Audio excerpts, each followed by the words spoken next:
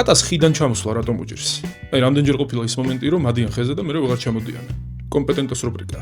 ისე ხომ რაღაცნაირი სასწაულია, რომ ცხოველს, რომელიც მარტივად ადის თითქმის ნებისმიერ ვერტიკალურ ზედაპირზე, უჭირს უკან ჩამოსვლა. თუნდაც არც ისე გლუვის ზედაპირის მქონე ხიდან.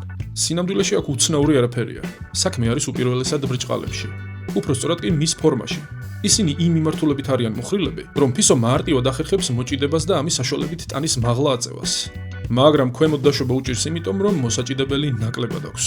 აი მაგალითად ზოგჯერ კატები ხვდებიან, რომ რა ფორმითაც ავიდნენ, იმავე ფორმით შეუძლიათ უკან დაბრუნდნენ ქვემოთ. ნუ აქ პრობლემა გვარდება, მაგრამ სამწუხაროდ ეს ხშირად არ ხდება. რა ქნას ცხოველია მაინც. და კიდევ ერთი საინტერესო დეტალი. ევოლუციამ ამ მიზეზით ისიც განაპირობა, რომ ამ არსებას დაღმართზე და დახრილ ზედაპირზე წინა და უკანა ფეხების კოორდინაცია უჭირს. ასეა მოწყობილი მისი ანატომია.